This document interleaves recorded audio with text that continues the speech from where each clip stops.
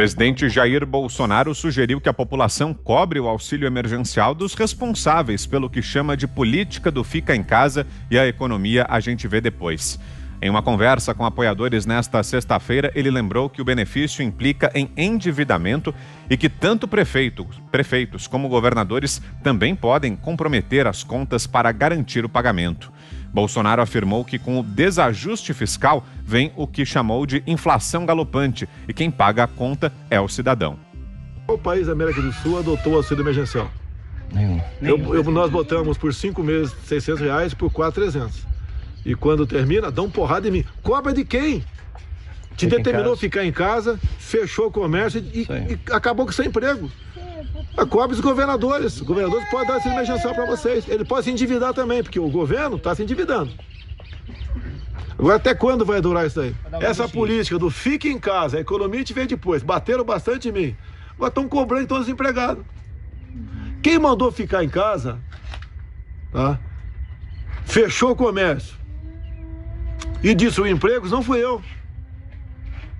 Querem agora me acusar de genocida? Sempre falei que tínhamos 2 problemas, o vírus e o desemprego. Ah, ele é insensível, vida é uma só. Ô imbecil, eu sei que a vida é uma só. Mas nós temos que trabalhar, se não trabalhar, vai morrer de depressão, vai praticar suicídio, vai ficar mais propenso a pegar outras doenças. Parece que não tem mais doença no Brasil, só tem Covid. E agora já estão dizendo na imprensa, né? Se é verdade, não sei. Teremos que conviver com o vírus com pelo menos 10 anos.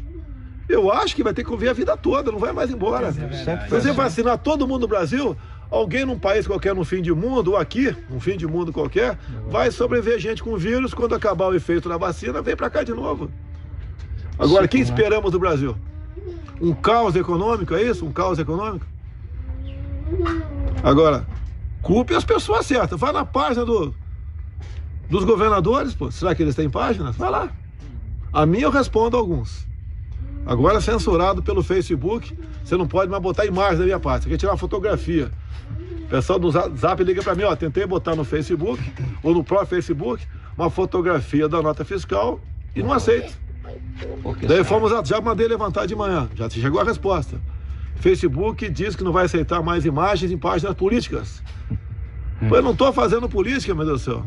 Ou estou fazendo com P maiúsculo. A gente não pode ser escravo do mercado. O vice-presidente da República, general Hamilton Mourão, defende que o governo encontre meios para garantir o pagamento de uma nova rodada do auxílio emergencial, mesmo que a decisão seja vista negativamente pelos investidores. Segundo ele, o Brasil não pode ser escravo do mercado. Mourão acredita que em 3 ou 4 meses o país já será capaz de começar um processo de imunização consistente, o que ajudará na recuperação da economia e na criação de postos de trabalho. Pode ser escravo do mercado, né? Então tem que entender o seguinte, nós temos aí, vamos botar aí uns 40 milhões de brasileiros que estão numa situação difícil. Então o presidente ele é obrigado a decidir, né, para alguma forma de auxiliar essa gente. Vamos lembrar, né? Se ele disser que não vai auxiliar, ele vai tomar pau. Se ele diz que vai auxiliar, ele vai tomar pau também. Então é uma situação difícil, eu julgo que ele vai buscar a melhor solução. Mourão lembra que, apesar de a proposta estar sendo elaborada pela equipe econômica, a decisão final sobre a fonte de custeio do auxílio emergencial caberá ao Congresso Nacional. De acordo com o general, só há 2 opções: abrir mais um crédito extraordinário, o que aumentará o endividamento público, ou tirar dinheiro de outras áreas. A expectativa é que o governo bata o martelo em relação à nova rodada do auxílio emergencial logo após o carnaval. Até o momento, a ideia é propor o pagamento de mais 3 ou 4 parcelas no valor de R$ 250 para trabalhadores informais. Dessa vez, beneficiários do Bolsa Família não devem ter direito ao auxílio. Vamos a Brasília. José Maria Trindade, como andam essas negociações por aí, hein, Zé?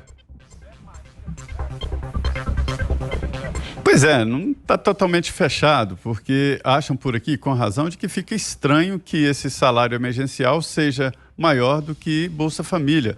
Bolsa Família não tem um valor exato, depende exatamente da família, o quanto que a família recebe, a renda per capita, né? Em alguns casos, R$ 80, mas nunca chega a R$ 250.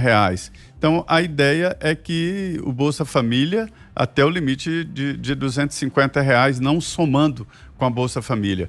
Olha, Vitor, pela primeira vez, a equipe econômica se reuniu com os presidentes da Câmara e Senado, de uma maneira formal, para discutir exatamente esse salário emergencial. A conclusão aqui é de que haverá o salário emergencial, talvez mesmo em 4 ou 5 parcelas. O valor ficaria em R$ 250, R$ 300. Há quem defenda R$ 300, o governo queria 200, mas já se chega a R$ 250. Isso aí já está definido. Haverá salário emergencial, se discute o valor em torno ali de R$ 200 a R$ 300. Agora, a grande questão é a seguinte: de onde tirar o dinheiro? Há uma ideia muito boa que foi colocada e aparentemente aprovada pelos presidentes da Câmara, Senado e equipe econômica. Falta falar com os russos, ou seja, líderes de partidos políticos e os deputados e senadores. Eles é que vão decidir o valor e de onde tirar o dinheiro. A indicação que eu achei correta é o seguinte: aprovaram uma emenda à Constituição estabelecendo um tipo de porta de saída de emergência, ou seja, um orçamento emergencial em caso de calamidade.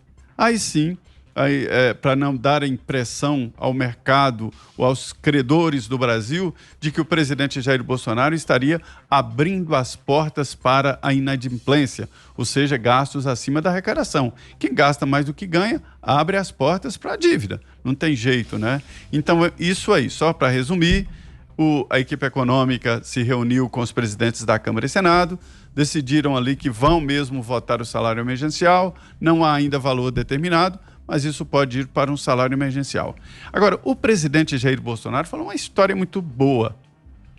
Primeiro, de onde tirar o dinheiro, né? E não foi ele que criou essa situação.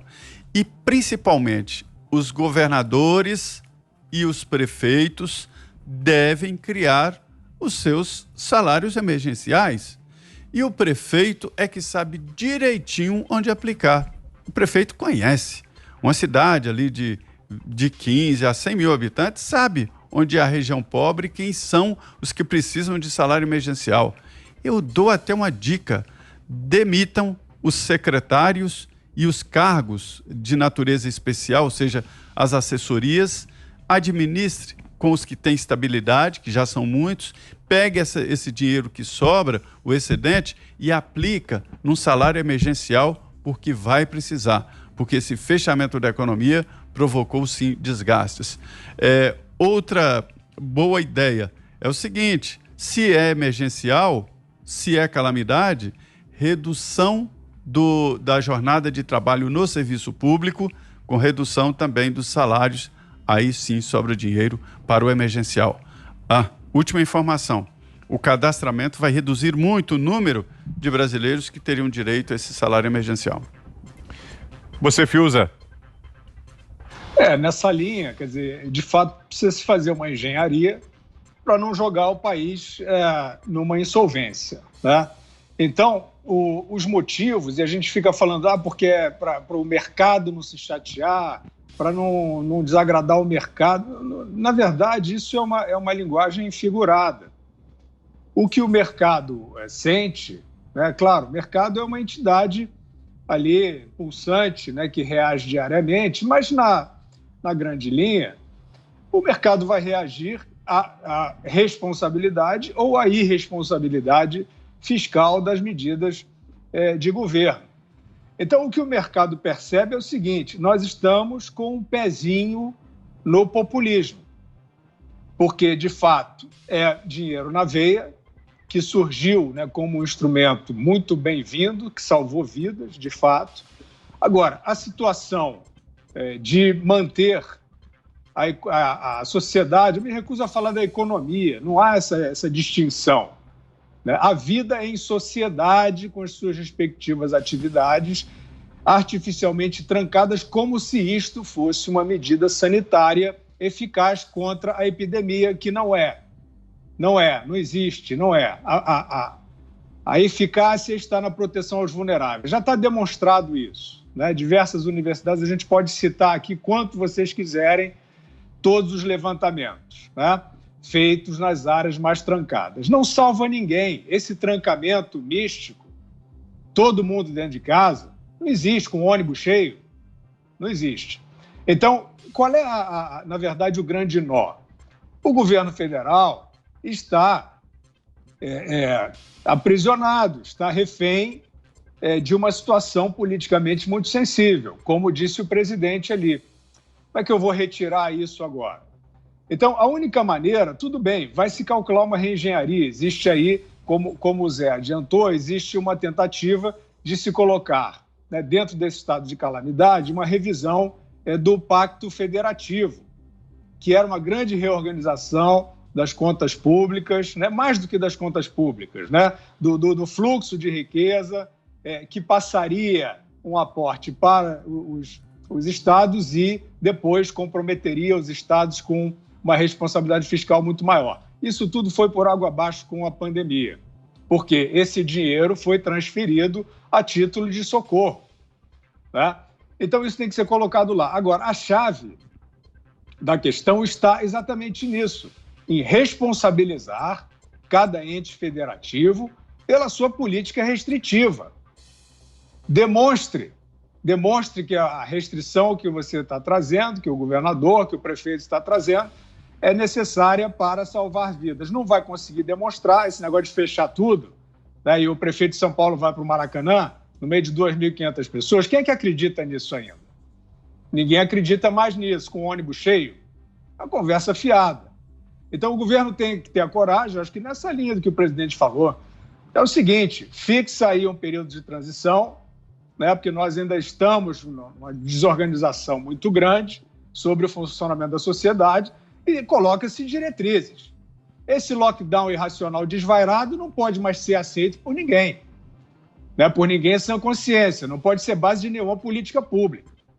Então, quem quiser insistir, o prefeito ou o governador que queira insistir, ele vai ter que pagar o auxílio emergencial. Sabe por quê, Vitor? Só dessa maneira você transfere a pressão política para o governador e para o prefeito, que estão aí nadando de braçada. Dinheiro a rodo do governo federal, ou seja, nosso, né, para eles fazerem o que quiserem, tem até o Covidão, tem dinheiro desviado, não sei o quê, e reclama lá do governo federal. O governo federal que não faz nada, ele joga dinheiro, né, para empresas, para pessoas físicas e para os próprios entes federativos.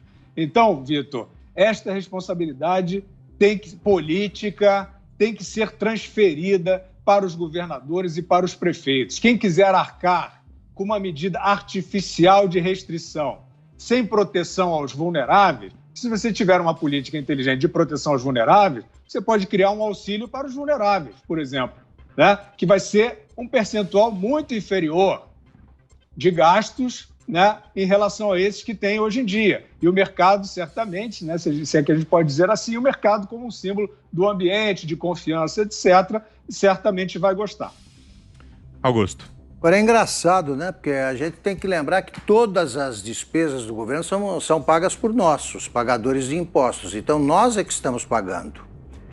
Então, tem que saber de onde vem esse dinheiro para que a gente não comece a financiar também os gastos extras aí com o dinheiro que não temos. Estou falando no plural aí, porque somos todos os pagadores de impostos que também sofrem os efeitos colaterais aí da pandemia no bolso.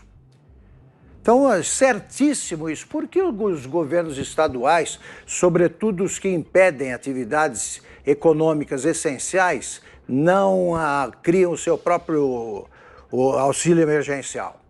São Paulo, por exemplo, eu soube hoje, está com um bom dinheiro em caixa. Dinheiro em caixa mesmo num ano como este. Então, por que não usa isso no fundo, no auxílio emergencial? Não cria o próprio. Porque o governo federal só é chamado na hora de pagar a conta. Ele não pode interferir em nada. Se ele determinar que as aulas presenciais têm de ser retomadas, não pode. Se ele achar que é um exagero fechar o comércio, vai falar aí para as estrelas. Os governos não topam nada. Aqui em São Paulo, especificamente, os números não mudaram de óbitos e casos confirmados, não mudaram desde o início da quarentena. E aí? Vamos continuar com essa fase vermelha até quando? E aí vem aquela conversinha, salvamos tantas vidas, como? Baseados em quê eles dizem isso? Não mudaram os números, como a gente vem repetindo aqui há séculos. Os nossos amigos aí que acompanham o programa, eles estão sugerindo, assim, por que não se usa o dinheiro do fundo eleitoral? Eu acho, o Zé vai me corrigir se eu estiver enganado, fundo eleitoral é só em ano eleitoral, né? Esse ano não temos, imagino. Mas tem o fundo partidário. Por que não corta em 2/3, por exemplo? Corta. É um ano de pandemia, estamos lutando, não façam, suspendam as atividades partidárias, como nós temos de suspender as nossas, e dê esse dinheiro para o auxílio emergencial. São Paulo, pega esse dinheiro e aplica no auxílio emergencial. Senão vai sobrar para a gente. Dinheiro existe, pega o dinheiro de quem roubou no Covidão. Façam como a Lava Jato, que recuperou bilhões. Recuperem esse dinheiro. Achei muito boa a reunião, enfim, pacífica, com a saída do Rodrigo Maia, entre os presidentes da Câmara e do Senado e o ministro Paulo Guedes. Agora, eles têm que discutir isso aí sim, cortar na carne. Os trabalhadores da iniciativa privada tiveram salário, os que não foram demitidos, tiveram salário reduzido, milhões. E os deputados não vão fazer nenhuma força, os parlamentares, não os deputados, não vão fazer nenhum esforço, de guerra para colaborar com o auxílio emergencial?